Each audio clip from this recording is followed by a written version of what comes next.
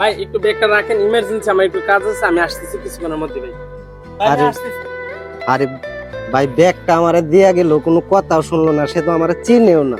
এত বড় ব্যাগটা আমার কাছে দিয়া গেল, কি না কি আছে ব্যাগের ভিতরে তাও তো জানি না। চইলাও গেছে, তাহলে দেহেও নাই দিকে। থাক, আসো, ফিরে আসো।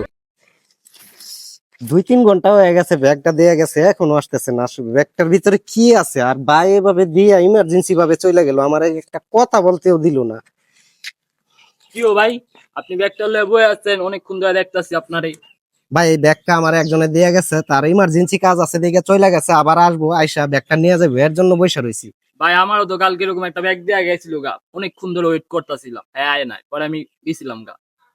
না ভাই, ভাই ভাই আসবো, ব্যাগ যেহেতু দেয়া গেছে অবশ্যই সে আসবে। আসলে তার ব্যাগ তারে বুঝাই দিয়ে আমি এখান থেকে যাব, তার আগে আমি যাচ্ছি না। আচ্ছা ভাই, ব্যাগটা একটু খুলে দেন তো, কি আছে ভাই? না ভাই, এটা খোলা যাইবো না। একটু খুলেন না, খুলে একটু দেখেন কি আছে ভিত্তি, একটু খুলেন। না ভাই, আমানতের খেয়ামত করণ যাইবো না ভাই, এটা খুলবো না ভাই। যার ব্যাগ খেয়া দেখবো, হ্যার ব্যাগ খেয়াই মন চা, যে যা মন চা তাই করবো। আরে ভাই খুলেন না, একটু দেখি কি আছে ভিত্তি, একটু খুলেন। আচ্ছা, আপনি যেহেতু কইতাছেন, আচ্ছা খুইলা দেখি এটা কি আছে। আচ্ছা ভাই অনেকগুলো টাকা ভিতরে। আয় হায়, ভাই আহেন, টেকা হলে আমরা দুজন জায়গায় ভাগাভাগি করবেন, আহেন ভাই চলেন ভাই, আমরা জায়গা টেকাটা হলে ভাগাভাগি করি, আহেন ভাই আহেন। না ভাই, আমানতের খেয়ামত করণ যাইবো না ভাই।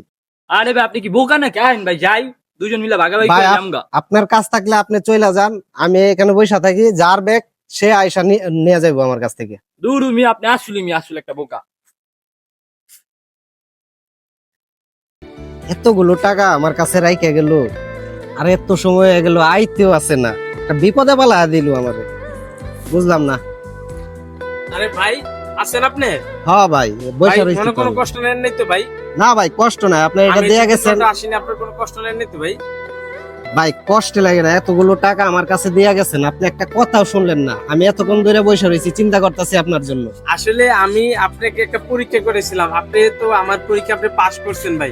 পরীক্ষা? কিসের পরীক্ষা? আর কেন বা আপনি আমাকে পরীক্ষা করবেন?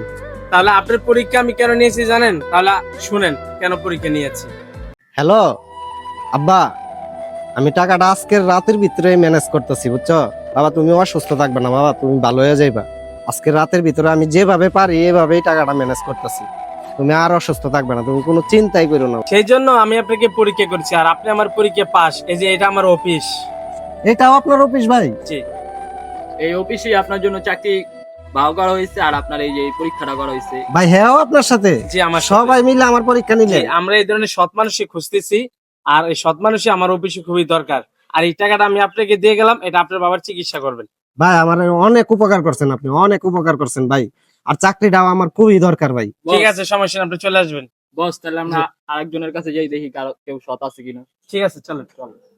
নিশ্চয়ই আল্লাহ তাআলা আমানতের খেয়ানতকারীকে পছন্দ করেন না। দুঃখের পরে সুখ থাকবে, এটা নিশ্চিত। ভিডিওটি ভালো লাগলে ফলো করে পাশে থাকবেন।